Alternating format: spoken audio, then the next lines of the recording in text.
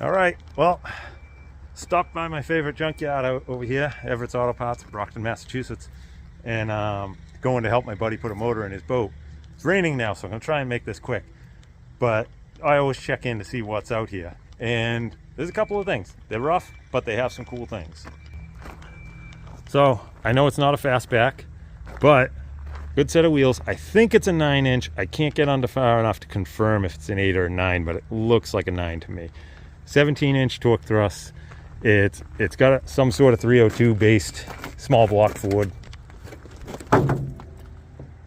Complete, you know, Edelbrock intake and cob and all that stuff. It's got a salvageable nose. So this thing would actually be, that would actually be very ideal if you could come up with a fastback shell that's been potted out of the junkyard. And that's how you find a lot of cars nowadays. They've been potted out, they sell off all the good parts, and then you're buying a shell.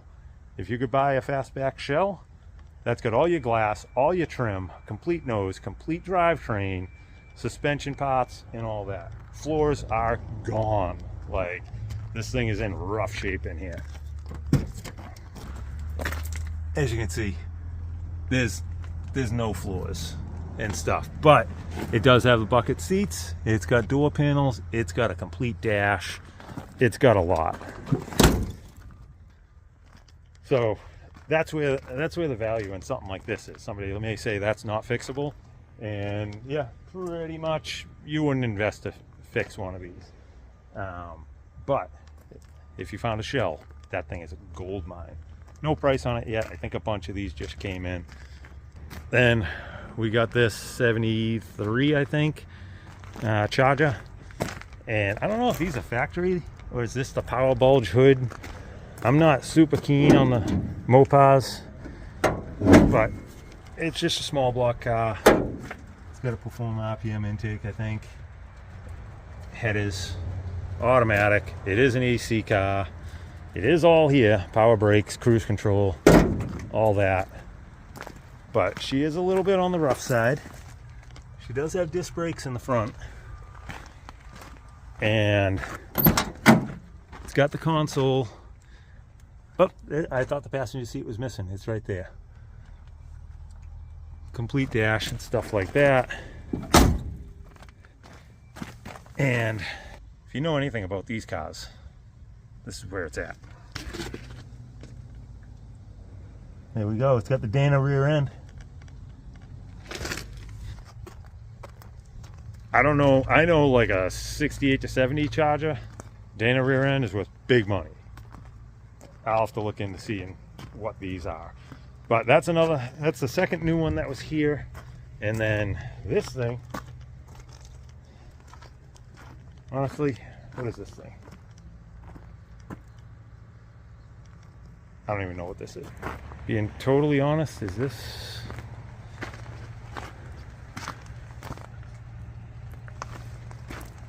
I really don't know.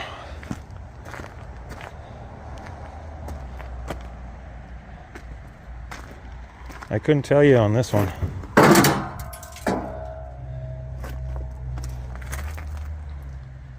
say that's a Ford motor. Yep, that is the Ford motor where the intake goes past the valve cover. But yeah, man.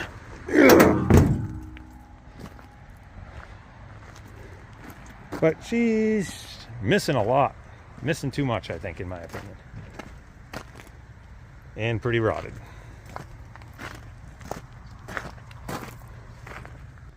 No price on that one either. And then this one here, it's pretty interesting. So I know it's nose probably 84, 85, something like that if I had to guess. I'd say an 87 up there. But it's got a B&M shifter in it. Still column. Complete interior.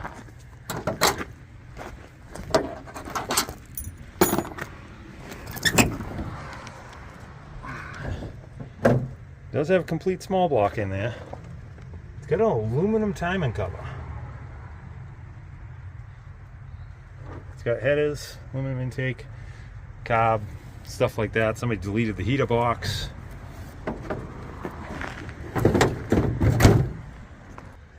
And it's just got the conventional 7.5-inch rear end, so nothing really special there. But one of my friends will get a kick out of this. Chris, this is for you. We were just talking about the exhaust that I got before. Backstory, I had a 82 or 83 Firebird, and my oldest brother Aubrey, he scored me a brand new catback exhaust from the swap meet that used to be down in Mansfield, Mass. And it was a CVX exhaust. Never seen one again afterwards, and it was brand new. And at the time, that was early 90s, I'd say, mid 90s, and 3-inch tips were unheard of. And this is it right here. If you look, CVX right in the muffler. This one looks like it's been exploded, backfired or something. But it had the same collector flange there with the 3-inch intermediate pipe and so on. Oh, it's got a chrome oil pan on the motor up there. See, Chris, I was remembering right. It was CVX, but that company must be long gone by now. But anyway, this was just a quick check-in over here at Everett's. And this is Everett's Auto Parts, Brockton, Massachusetts. If you're local, they don't do shipping or anything like that. They ain't gonna want to hear from somebody all over the country probably. But if you are local and you're interested in one of these things, come on down. Right now it's Friday, and it is, this might take me a day or two to post. I got a couple things going on. Yeah, it's Friday, May 29th. So, and one more here. We got a square body with a flat bed, might be a dump bed. Let's take a quick peek around this one. So, usual New England, cab corners, rockers, reasonably complete interior, and I'm going to say it is a dump bed. Yeah, it's got a pivot point there. Yep, so it is a dump bed. It is crusty though. That's super crusty. Let's see, any chance it's got anything fun under the hood? Oh, the almighty straight six. Here we go. Yeah, there's the dump pump. Old school cable control, I mean manually controlled through the cab.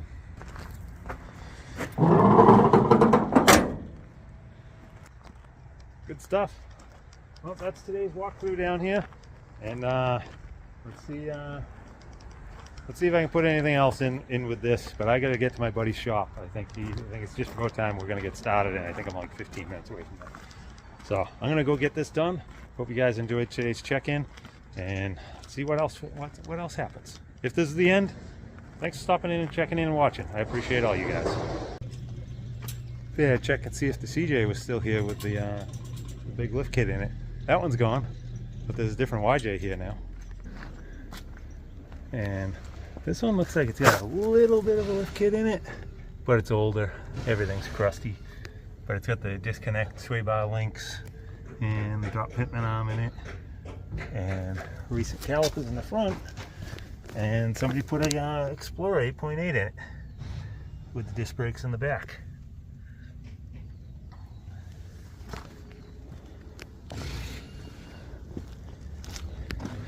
And I can't say I've particularly seen these style headlight covers before. I've seen many different styles. I don't think I've seen that particular one.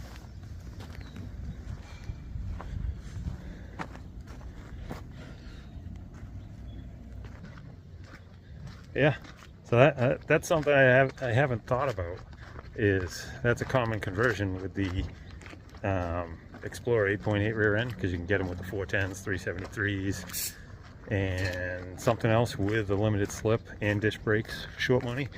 But now you're not finding a lot of Explorers in the junkyard with them, so they're getting harder to find. Now I guess we got to start paying attention to the cars they'd be swapped into. We're getting to that point where there's one right there.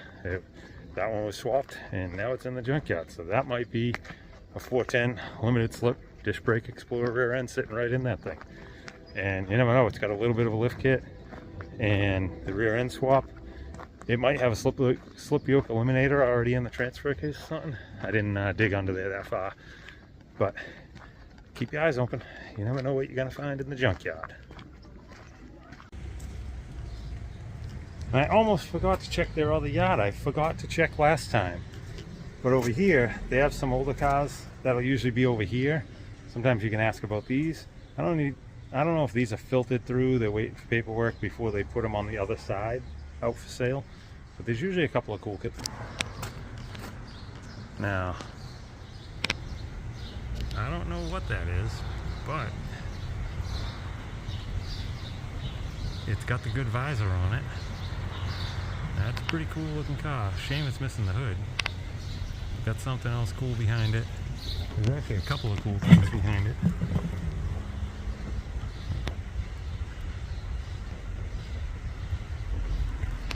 And then, if you look down beside it over there, there's a mid-70s Vet convertible beside it.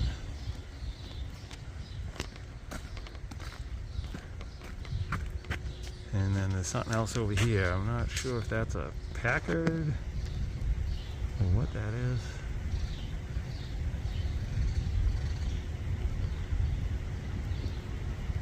Pontiac? Oh yeah, the Pontiac's had that big stripe on it. But then there's something else behind there. I can't tell if that's a second Gen F body or something behind it. No, hood's definitely not. I think that's just something newer. But yeah, every once in a while, find some other honey holes over here. Anyway, I gotta get to my friend's shop. We got a motor to put in, and it's starting to rain.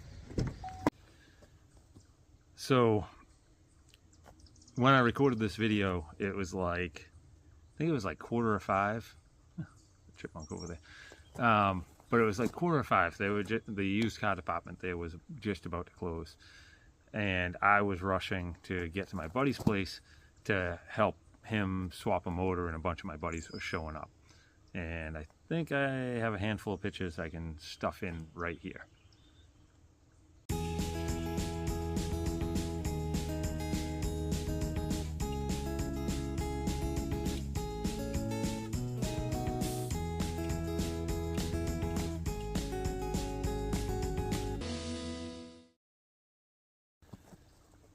And with that said, that's where I was on a mission to go help out my buddies.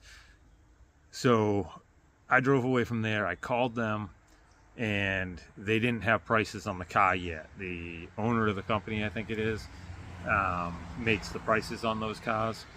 So the guy didn't have prices, and he promised me he'd get me back to me by the end of the day on Monday. Didn't hear back from him on Monday. And Tuesday on my end was an absolute disaster. Not that everything went wrong. There was just a lot going on, and a couple of things went wrong. So there wasn't even any brain space to even think about it. So Wednesday morning, I called up, and they finally had prices. That 70 Mustang was, one second, truck going by. That 70 Mustang, they only wanted $750 for it. That 73 Charger, they only wanted $1,500 for it. I had a friend coming by Wednesday to help with some wheels and tires and a couple other things. So I spent the day helping one of my friends, and then it wasn't until a little before 5. I think it was like 4:30 on Wednesday that I called, because I had Thursday open. And I know better. You can't sleep on cars nowadays. Like, I know better. But those are kind of, a lot of people don't know about that place yet. So anyway, about 4:30 on Wednesday, I called them up because I wanted to somehow lock them down, because I did some heavy thinking. And that Mustang, as rotted as it was, I didn't thoroughly check those cars. So that was a little bit of the hemming and hawing and not making a decision. It was raining and I was in a rush. So I didn't thoroughly check them out. But the Mustang seemed like it was going to be substantially rotted, like the rear shell was probably going to be toast. But it's $750.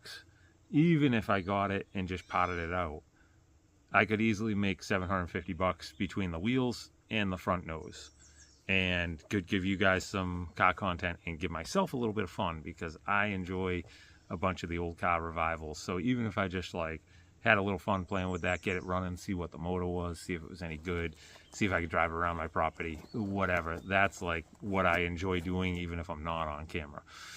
So that could have been a little bit of fun and guaranteed to get my money back. So that one was a no-brainer. And those Dana rear ends and those Chargers, on average, they typically sell for $2,500.